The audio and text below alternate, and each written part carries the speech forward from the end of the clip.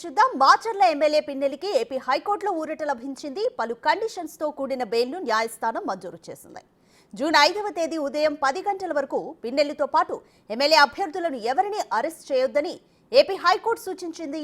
విచారణను జూన్ 6వ తేదీకి వాయిదా వేసింది. పిన్నెల్లి హైదరాబాద్లో ఉన్నట్లు తెలుస్తోంది. హైదరాబాద్లోనే హౌస్ అరెస్ట్లో ఉండాలని పోలీసులు కోరనున్నారు.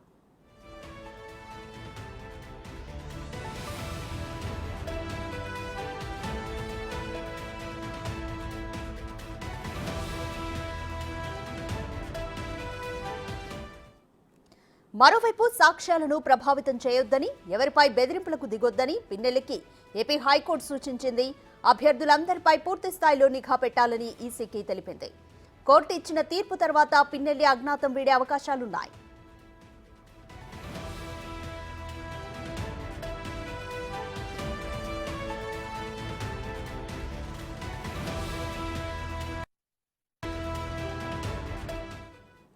ఈవీఎం ధ్వంసం కేసులో పిన్నెల్లి రామకృష్ణారెడ్డిని అరెస్ట్ చేయడానికి ఏపీ పోలీసులు విస్తృతంగా గాలింపు చర్యలు చేపట్టారు.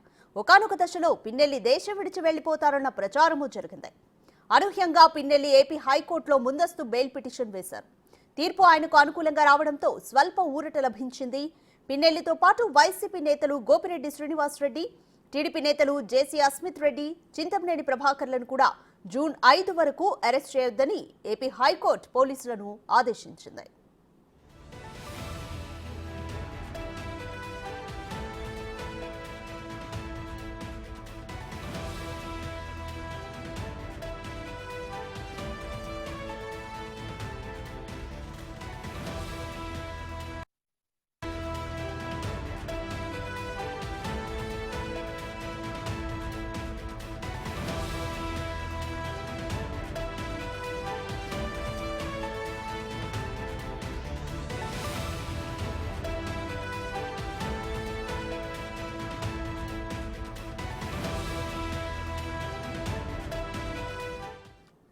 మోర్ డీటెయిల్స్ మా ప్రతినిధి శివ అందిస్తారు. శివ, ఏపీ హైకోర్టు పిన్నెల్లికి బెయిల్ మంజూరు చేసింది. పలు కండిషన్స్ తో కూడిన బెయిల్ ని మంజూరు చేసింది. ఏమేం కండిషన్స్ ఆదేశించింది కోర్టు? అదిగా మొత్తం మీద చూసుకుంటే రాష్ట్ర వ్యాప్తంగా సంచలనం సృష్టించిన ఈవీఎం ధ్వంసం కేసులో కూడా మాచర్ల శాసనసభ్యుడు వైసీపీ నేత పిన్నెల్లి రామకృష్ణారెడ్డికి ఏపీ హైకోర్టు మధ్యంతర బెయిల్ ఉత్తర్వులు ఇస్తూ కూడా తీర్పు వెలువరించింది. ఈ కేసులో ప్రధానంగా కూడా 3 అంశాలకు సంబంధించి కూడా కండిషన్స్ బెయిల్స్ అప్లై చేస్తూ కూడా న్యాయస్థానం తన మధ్యంతర ఉత్తర్వుల్లో పేర్కొనడం జరిగింది. ఏదైతే వచ్చే నెల 5వ తేదీ వరకు కూడా ఎవరిని ఈ కేసుకు సంబంధించి పిన్నెల్లి రామకృష్ణారెడ్డి అరెస్టు చేయవద్దు, అలాగే ఈ కేసుకు సంబంధించి అంటే ఎవరైతే రాష్ట్రంలో ఉన్న 175 అసెంబ్లీ 25 పార్లమెంటు స్థానాల అభ్యర్థులు ఎవరైతే ఎన్నికల సంఘం తరఫున కేసులను ఎదుర్కొంటున్నారో వారందరికీ కూడా మినహాయింపిస్తూ ఉత్తర్వులు జారీ చేసిన పరిస్థితి కనిపించింది. ప్రధానంగా చూస్తుంటే ఎక్కడా కూడా సాక్షులని ప్రభావితం చేయకూడదని చెప్పి స్పష్టమైన ఆదేశాలు జారీ చేయడం జరిగింది. అలాగే ఎన్నికలకు సంబంధించి కూడా కౌంటింగ్ ప్రక్రియ పూర్తయ్యే వరకు అభ్యర్థులందరిపై నిరంతర నిఘా పెట్టాలి, నిరంతరం వీరిని వాచ్ చేయాలని చెప్పి కూడా కేంద్ర ఎన్నికల సంఘానికి హైకోర్టు సూచన చేసింది. దాంతోపాటుగా ఏదైతే పోలీసులకు సంబంధించి గొడవలు విధ్వంసాలు జరిగే అంశాలు ఉన్న నేపథ్యంలో వాటికి సంబంధించి కూడా ఎవరైతే ఆ గొడవలు జరిగే ప్రాంతాలు ఉన్నాయో, ఎవరైతే ఆ ప్రాంతాల్లో ఉన్నారో వారి ఇక్కడి నుంచి కఠినమైన చర్యలు తీసుకునే విధంగా వ్యవహరించాలి అని చెప్పి కూడా స్పష్టమైన ఆదేశాలు అయితే ఇచ్చింది. మొత్తం మీద ఈ 3 అంశాలకు సంబంధించి అయితే మధ్యంతర బెయిల్ పిటిషన్లు పేర్కొనడం జరిగింది. వాస్తవానికి పిన్నెల్లి రామకృష్ణారెడ్డికి సంబంధించి కూడా 3 రోజుల మించి ఆయన అజ్ఞాతంలోకి వెళ్ళిపోయిన పరిస్థితి కనిపిస్తూ ఉంది. ఒక దశలో విదేశాలకు వెళ్ళిపోయారని చెప్పి కూడా విస్తృతంగా ప్రచారం జరిగింది. మరొక దశలో పోలీసులు అరెస్ట్ చేశారు, ఉన్నత స్థాయి అధికారుల ఒత్తిడి మేరకు మళ్ళీ వదిలిపెట్టారని చెప్పి కూడా ఇట్లా రకరకాల ప్రచారాలు జరిగినాయి. అంతిమంగా నిన్న సాయంకాలం 5 గంటలకు నరసరావుపేట కోర్టులో లొంగిపోతాడని చెప్పి కూడా వైఎస్ఆర్సీపీ నేతలు విస్తృతంగా సమాచారం ఇవ్వడం జరిగింది. ఈ నేపథ్యంలో ఒకవైపు ఇక్కడ లొంగిపోతాడని చెప్పి ప్రచారం, అటువైపు హైకోర్టులో కూడా ముందస్తు బెయిల్ పిటిషన్ కోసం బెయిల్ పిటిషన్ దాఖలు చేయడం, దాదాపుగా రాత్రి 9:50 సమయంలో కూడా ఉన్నత న్యాయస్థానం బెయిల్ మంజూరు చేస్తూ నిర్ణయం తీసుకుంది. తిరిగి విచారణని 6వ తేదీకి అంటే వచ్చే నెల 6వ తేదీకి వాయిదా వేస్తూ తన తీర్పునైతే వెలువరించింది. మరొకవైపు ఎమ్మెల్యే అభ్యర్థులు కాకుండా మిగిలిన కింది స్థాయి సిబ్బంది ఎవరైనా పోలింగ్ హింసల్లో గొడవల్లో పాల్గొని ఉంటే వారందరికీ సంబంధించిన కేసుల విచారణని ఈ నెల 30వ తేదీన విచారిస్తామని చెప్పి కూడా న్యాయస్థానం అయితే ప్రకటన చేసింది. సో ఓవరాల్గా చూసుకుంటే కండిషన్స్తో పాటు అనేక అంశాలకు సంబంధించి కూడా ఎన్నికల సంఘానికి పలు సూచనలు చేస్తూ హైకోర్టు అయితే మధ్యంతర ఉత్తర్వులు బెయిల్ మంజూరు చేసింది. రాధిక, రైట్ శివ, ఇప్పుడు బెయిల్ మంజూరు చేయడంతో పిన్నెల్లి అజ్ఞాతాన్ని విడే అవకాశం ఉందా?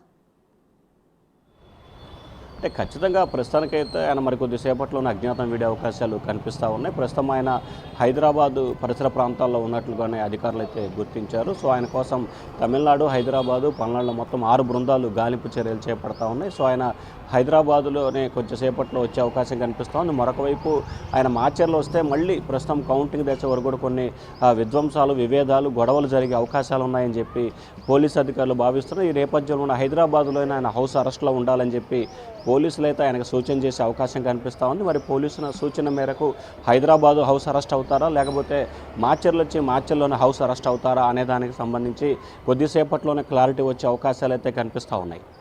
రైట్ శివ, ఇదే ఘటనకు సంబంధించి అప్పుడు ఈవీఎం ధ్వంసం చేస్తున్నప్పుడు కూడా టీడీపీ ఏజెంట్ శేషగిరిరావు తనపై దాడి జరిగిందంటూ తనకు బెదిరింపు కాల్స్ వస్తున్నాయంటూ కూడా మీడియాకు ఆయన సమాచారం ఇవ్వడం జరిగింది. పోలీసులకు కూడా ఫిర్యాదు చేశాను అని చెప్తున్నారు. మరి పోలీసులు ఆయన విషయంలో ఎటువంటి కన్సిడరేషన్స్ తీసుకుంటారు? అంటే ప్రధానంగా చూసుకుంటే అదే ప్రాంతానికి సంబంధించి పాలవాయి గేట్లో ఈవీఎం ధ్వంసానికి సంబంధించి పోలీసులు 2 రకాలుగా కూడా 2 కేసులు నమోదు చేశారు. ఒకటి ఈవీఎం ధ్వంసం కేసు, ఒకటి రెండోది ఈవీఎం ధ్వంసం చేసిన తర్వాత ఎమ్మెల్యేని శేషగిరి అడ్డుకున్న నేపథ్యంలో బయటికి వెళ్ళిన తర్వాత వైఎస్ఆర్సీపీ శ్రేణులు బాదుడు కర్రతో అతని తలపై గాయం చేశారు, 6 కుట్లు పడ్డాయని చెప్పి కూడా ఆయన పోలీసులకి ఫిర్యాదు చేయడం జరిగింది. అతను రెండో కేసును కూడా పోలీసు అధికారులు అయితే 307 తదితర కేసులు సెక్షన్ల కింద కూడా వాళ్ళపై నమోదు చేశారు. ప్రస్తుతం ఆ కేసు కూడా విచారణ దశలో ఉంది. దాదాపుగా చూసుకుంటే పల్నాడులో జరిగిన గొడవలు, విధ్వంసాలకు సంబంధించి మాచర్ల, గురజాల, నరసరావుపేట, సత్తెనపల్లి ఈ 4 నియోజకవర్గాలకు సంబంధించి కూడా గత 4 రోజుల కాలంగా కూడా పోలీసు అధికారులు ఆయా కేసులు బట్టి కొంతమందికి 41A నోటీస్ ఇచ్చి బైండ్ ఓవర్ చేసుకొని పంపించడం, మరికొంతమందికి సంబంధించి కూడా న్యాయస్థానంలో ప్రవేశపెట్టి రిమాండ్కి తరలిస్తున్నారు. మొన్న నిన్న కలిపి దాదాపుగా ఈ 3 రోజుల కాలంలోనే దాదాపుగా 400 మంది పైగా నిందితుల్ని పోలీసులు అదుపులో తీసుకొని కొంతమందిని అరెస్ట్ చేసి కొంతమందికి 41A నోటీస్ ఇచ్చి కూడా పంపించినట్టు తెలుస్తూ ఉంది. నిన్న ఒక్కరోజే దాదాపుగా 130 మందిని ఏదైతే మాచర్ల, గురజాల, పెదకురపాడు నియోజకవర్గాలకు సంబంధించిన నిందితుల్ని నరసరావుపేట 13వ అదనపు మున్సిపల్ మేజిస్ట్రేట్ కోర్టు వద్ద హాజరుపరిచారు. న్యాయమూర్తి వారికి రిమాండ్ విధిస్తూ కూడా తన తీర్పునైతే వెలువరించిన పరిస్థితి కనిపిస్తూ ఉంది. అరెస్టుల ప్రక్రియ నిరంతరం కూడా కొనసాగుతూనే ఉంది. ఏదైతే సిట్ అధికారుల బృందం చెప్పిందో 1370 మందిని ఐడెంటిఫికేషన్ చేశారు. వారందరినీ కూడా దాదాపుగా ఈ 2-3 రోజుల్లోనే అందరిని అరెస్ట్ చేసి రిమాండ్కి పంపించే అవకాశాలు కనిపిస్తూ ఉన్నాయి. Radhika, thanks for the update Shiva.